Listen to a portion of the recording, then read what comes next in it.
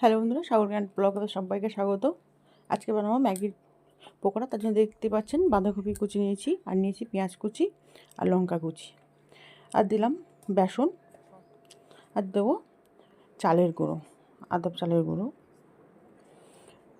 আর দেবো পরিমাণ মতন লবণ।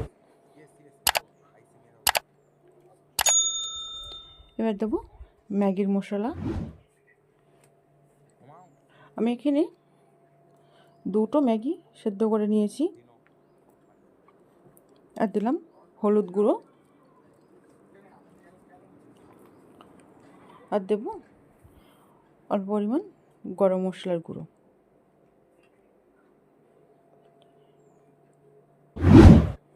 এবারে প্রথমেই সব উপকরণগুলো আমি মিশিয়ে নিয়েছি। দেখলাম অল্প জল লাগবে, তাই অল্প জল দিয়ে মিশিয়ে নিলাম। এবারে যে 2টো ম্যাগি সেদ্ধ করে রেখেছিলাম দিয়ে ভালো করে মাখিয়ে নিয়েছি। এবার ভেজে নেওয়ার জন্যে সাদা তেল দিলাম। তেলটা গরম হয়ে গেছে, এবার পকোড়া আকারে শেপ করে ভেজে নেব। তাহলে আপনারা দেখলেন কীভাবে ম্যাগির পকোড়া বানালাম। এই রেসিপিটি যদি আপনার ভালো লেগে থাকে তো লাইক, শেয়ার, সাবস্ক্রাইব ও কমেন্ট করার অনুরোধ রইল। আর যারা ফেসবুকে দেখছেন তারা পেজটি ফলো করে পাশে থাকবেন। এবারে পকোড়াগুলো এক সাইড হয়ে গেছে, উল্টিয়ে দেবো।